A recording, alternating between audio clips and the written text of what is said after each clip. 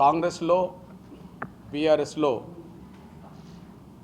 మాదిగలకు భవిష్యత్తు లేదని తేటతెల్లమైంది. తెలంగాణలో ఉండబడే అత్యధిక జనసంఖ్య గల మాదిగ వర్గం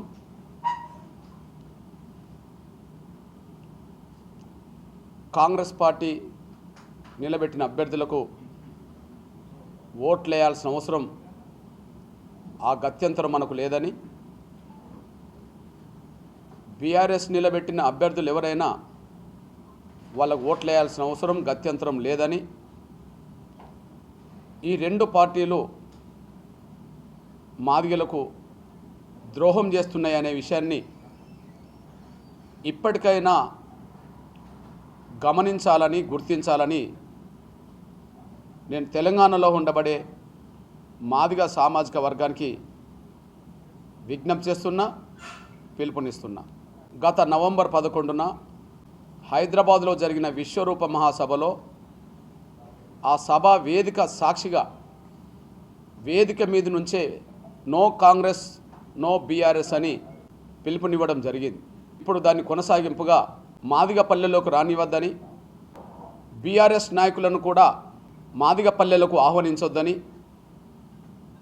నేను విజ్ఞప్తి చేస్తున్నా. సాధారణ కాంగ్రెస్ కార్యకర్త మొదలుకొని తెలంగాణ రాష్ట్ర ముఖ్యమంత్రి రేవంత్ రెడ్డి గారి వరకు, వాళ్ళ జాతీయ కాంగ్రెస్ పార్టీ అధ్యక్షుడు ఉండబడే మల్లికార్జున్ ఖర్గే వరకు, రాహుల్ గాంధీ గారి వరకు, సోనియా గాంధీ గారి వరకు మాదిగల ఓట్లు అడిగే నైతిక హక్కును సంపూర్ణంగా కోల్పోయారనే విషయం మేము స్పష్టం చేస్తున్నాం. అసెంబ్లీ ఎన్నికల సమయంలోనే 70-75% మాదిగల ఓట్లు అడిగే నైతిక హక్కును కాంగ్రెస్ పార్టీ కోల్పోయింది. అసెంబ్లీ ఎన్నికల సమయంలోనే మాదిగల ఓట్లు అడిగే నైతిక హక్కును కాంగ్రెస్ పార్టీ కోల్పోయింది. ఇప్పుడు పార్లమెంట్ ఎన్నికల సందర్భంగా తెలంగాణలో దళితుల్లో 75% ఉన్న మాదిగలకు 3 స్థానాలు కూడా, ఆ 3 స్థానాల్లో ఒక్కటి కూడా మాదిగలకు కేటాయించకపోవడం చూస్తే 100% మాదిగల ఓట్లు అడిగే నైతిక హక్కును ఇప్పుడు కోల్పోయినట్టయింది. నాగర్ కర్నూల్లో 180% ఓట్లున్న మాదిగలకు టిక్కెట్ నిరాకరించి మాలలకు పెద్దపీట వేశారు. పెద్దపల్లిలో 170% ఉండబడే మాదిగలకు టిక్కెట్ ఇవ్వకుండా చేసి అక్కడ మాలలకు పెద్దపీట వేసి మాదిగలకు కాంగ్రెస్ ద్రోహం చేసింది. వల్ల Warangal SC reservation parliament seat 175% పైగా ఎస్సీలో ఉండబడే మాదిగ కులానికి టిక్కెట్ ఇవ్వకుండా నిన్నటి వరకు టీఆర్ఎస్ బీఆర్ఎస్ అభ్యర్థిగా ఉండబడే కడియం శ్రేయర్ గారి కూతురుకు టిక్కెట్ ఇవ్వడం ద్వారా ఈ 3 స్థానాల్లో మాదిగలకు కాంగ్రెస్ పార్టీ మొండి చేయి చూపినట్టయింది. ఈ విషయాన్ని తెలంగాణలో ఉండబడే కాంగ్రెస్ పార్టీలో ఉండబడే మాదిగలు ఆలోచించుకోవాలని, తెలంగాణలో అత్యధిక జనసంఖ్య గల మాదిగలకే కాంగ్రెస్ పార్టీలో గుర్తింపు, గౌరవం, ప్రాతినిధ్యం లేదని దీని ద్వారా అర్థం చేసుకోవాలని చెప్పి మేము స్పష్టం చేస్తున్నాం. ఈ వరంగల్ సంబంధించిన కాడ 40 ఏళ్ళ రాజకీయ జీవితం అని గొప్పలు చెప్పుకునే కడియం శ్రేయర్ ఎంత స్వార్థపరుడో ఈ ఎన్నిక ద్వారా కూడా రుజువైంది. 40 ఏళ్ళ తన రాజకీయ జీవితంలో ఎమ్మెల్యే మొదలుకొని ఎంపీ వరకు, రాష్ట్ర మంత్రి నుంచి మొదలుకుంటే ఉప ముఖ్యమంత్రి వరకు ఎదగడం మాదిగల పేరుతోనే. కానీ ఆయన సహకారం లేకుండా, ఆయన మద్దతు లేకుండా, ఆయన అండదండలు లేకుండా ఎదిగిన 3 ప్రముఖ మాదిగ నేతలకు తీరని ద్రోహం చేసింది కడియం శ్రేయర్ గారు. తీరని ద్రోహం చేసింది, రాజకీయంగా వాళ్లకు దెబ్బతీసింది కూడా కడియం శ్రేయర్ గారు.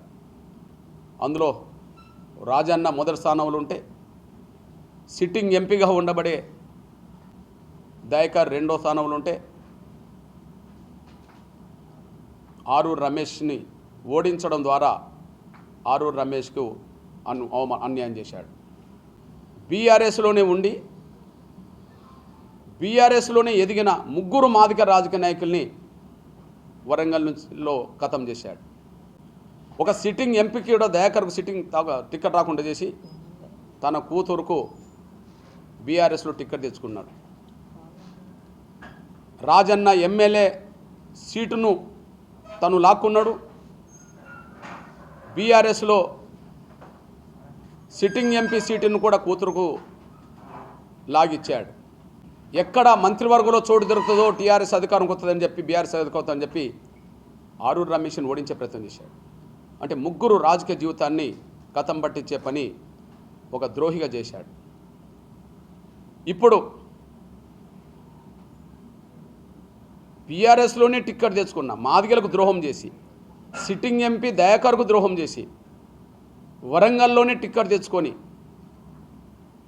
మాదిగలకు ద్రోహం చేసిన కడియం శ్రీహరి మళ్ళీ ఇప్పుడు అకస్మాత్తుగా ప్లేట్ పరాయించి ముందుగా కాంగ్రెస్ పార్టీని మొదటి దోషిగానే మేము చెప్తున్నాం. మాదిగల విషయంలో కాంగ్రెస్ పార్టీ మొదటి దోషి. ఏ రకంగా చూసినా పోయినసారి 4 అసెంబ్లీ స్థానాలు 14లో 4 అసెంబ్లీ స్థానాలు తగ్గడానికి సత్తుపల్లి, వర్ధన్నపేట్, అదే సమయంలో చొప్పదండి, చెన్నూరు మాదిగల మెజార్టీ ఉన్న కాడ రేవంత్ రెడ్డి మాలలతో కుమ్మక్కై వాళ్ళకి టికెట్లు ఇప్పించడంలో మాకు 4 స్థానాలు తగ్గినాయి. అప్పుడే 70% మాదిగల ఓటు అడిగే నైతిక హక్కును కోల్పోయారు. ఇప్పుడు 3 స్థానాలకు 3 స్థానాల్లో ఒక్క సీటు కూడా మాదిగలకి ఇవ్వకపోవడం అంటే 100కు 100% మాదిగల ఓట్లు అడిగే నైతిక హక్కును కాంగ్రెస్ పార్టీ కోల్పోయిందనేసి కూడా మేము స్పష్టం చేస్తూ, అందువల్ల మొదటి దోషి మొదటి శత్రువు కాంగ్రెస్ పార్టీగానే మేము తెలంగాణలో పరిగణలోకి తీసుకుంటాం. ఖచ్చితంగా రెండో దోషిగా ఖచ్చితంగా బీఆర్ఎస్నే మేము చూస్తాం. ఎందుకంటే ఉన్న 3లో ఇప్పటి వరకు మొన్న సిట్టింగ్ ఎంపీకి ఇవ్వకుండా కావ్యకి ఇవ్వడం వల్ల మాదిగలకి ఇవ్వనట్టు అయింది ముందు. ఇప్పుడు ఎవరన్నా మళ్ళీ మాదిగల్ని వెతకడానికి ప్రయత్నం చేసినా కూడా మమ్మల్ని అవమానించినట్టే. ఎందుకు అవమానించినట్టంటే కడియం శ్రీహరి కూతురు రాసిన లేఖల్లో లేదా కడియం శ్రీహరి మాట్లాడుతున్న దాంట్లో గెలవలేదు, టీఆర్ఎస్ బీఆర్ఎస్ గెలవలేదని చెప్పి అర్థమైనాకనే కాంగ్రెస్లో చేరినని మాట్లాడుతుంటాం. అంటే టిక్కెట్ తీసుకున్నాక గెలవలేమని తెలిసి కాంగ్రెస్ చేరుతున్నప్పుడు ఇప్పుడు గెలవలేని కాడ అంటే గెలుతుంది అనుకున్నప్పుడు టిక్కెట్ తెచ్చుకున్నారు, గెలవరేమనే అభిప్రాయానికి వచ్చినాక టిక్కెట్ మార్చుకున్నారని కాంగ్రెస్ పార్టీలో చేరినట్టు రుజువుతున్నప్పుడు ఇప్పుడు మాకు ఎవరిని తీసుకొచ్చి నువ్వు పెట్టినా కూడా ఓడిపోయే కేసును తీసుకొచ్చి పెట్టడానికి సంఖ్య చూపించుకోవడానికి ప్రయత్నం చేసినట్టు అవుతుంది తప్ప గెలుపుకు అవకాశాలు ఉన్నప్పుడు ఈ చర్చ బీఆర్ఎస్లో పోటీలు లేదనే చర్చ రానప్పుడు మమ్మల్ని గుర్తించలేదనేసి కూడా స్పష్టంగా రుజువు అవుతుంది. కాబట్టి మొదటి దోషి కాంగ్రెస్, రెండో దోషి ఖచ్చితంగా బీఆర్ఎస్ అనేసి కూడా మేము స్పష్టం చేస్తూ మాదిగ ప్రజలు ఖచ్చితంగా మొదటి దోషి అనబడుతున్న కాంగ్రెస్ పార్టీ నాయకత్వాన్ని మాదిగ పల్లెల్లోకి రానివద్దని, నా స్టేట్మెంట్ను నా విజ్ఞప్తిని కాంగ్రెస్లో ఉన్న మాదిగలే ఆలోచించుకోవాలని, అట్లనే బీఆర్ఎస్ రెండో దోషిగా ఖచ్చితంగా మన కళ్ళ ముందు కనిపిస్తున్నది. ఖచ్చితంగా వాళ్ళను మాదిగ పల్లెలకు స్వాగతించొద్దని, ఖచ్చితంగా ఉన్న పరిస్థితిలో ఇప్పుడున్న పరిస్థితిలో రేపు భవిష్యత్తులో ఏమవుతుందనే విషయం నేను భవిష్యత్తులో ఏమవుతుందని చెప్పి నేను జోస్యం చెప్పలేను. కానీ ఎప్పుడు ఏ సమయంలో ఏది జరుగుతున్నప్పుడు దానికి అనుగుణంగా మేము నిర్ణయం తీసుకోవాలి. మేము భవిష్యత్తు జోస్యం చెప్పలేము. కానీ ఇప్పుడున్న పరిస్థితిలో 3లో 2 అవకాశాలు ఇచ్చింది బీజేపీ, 3లో 2 అవకాశాలు పార్లమెంట్ ఇచ్చింది బీజేపీ. కాంగ్రెస్ 1 ఇవ్వలేదు. నిన్నటి లెక్కల ప్రకారం చూస్తే బీఆర్ఎస్ 1 ఇచ్చింది. ఇప్పుడు ఇంకా ఇక్కడ ఎవరినన్నా వెతికిచ్చినా కూడా అది ఓడిపోతున్నాం అని తెలిసి ఇచ్చినట్టు అవుతుంది అనే విషయం తేలిపోయింది. కానీ బీజేపీ ముందే 2 డిక్లేర్ చేసింది. ఈ సమయంలో ఖచ్చితంగా బీజేపీకి అండగా నిలబడడం అనేది మాదిగలందరూ బాధ్యతగా గుర్తించాలని చెప్పి నేను సవినంగా విజ్ఞప్తి చేస్తూ మళ్ళీ చెప్తున్నాను, కడియం శ్రీహరి వల్ల బీఆర్ఎస్లో 3 ప్రముఖ రాజకీయ నాయకులు నష్టపోయారు రాజకీయంగా. ఇప్పుడు ప్రత్యక్షంగా కాంగ్రెస్ పార్టీలో 6-7 వరంగల్ పార్లమెంట్ సీటు కోసం ఆశిస్తున్న 6-7 నష్టపోయినట్టుగా మేము భావిస్తున్నాం. ఖచ్చితంగా ఏనాటికైనా తగిన బుద్ధి కాంగ్రెస్ పార్టీకి, అదే సమయంలో కడియం సార్ కుటుంబానికి మాదిగలు చెప్పగలుగుతారనే విషయం కూడా మేము స్పష్టం చేస్తూ, బానిసత్వం మనస్తత్వం నుంచి బయటపడండి, చైతన్యవంతంగా మాదిగల అస్తిత్వాన్ని నిలబెట్టడానికి ప్రయత్నం చేయండి. బానిసత్వం మనస్తత్వం నుంచి మాదిగలు బయటపడాలి, చైతన్యవంతంగా ఆలోచించి మన అస్తిత్వాన్ని బలంగా చాటుకోవడానికి ముందుకు రావాలి.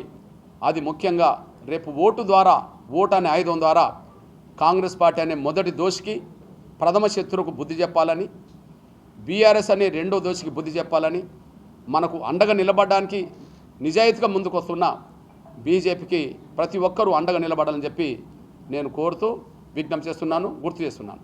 ధన్యవాదాలు.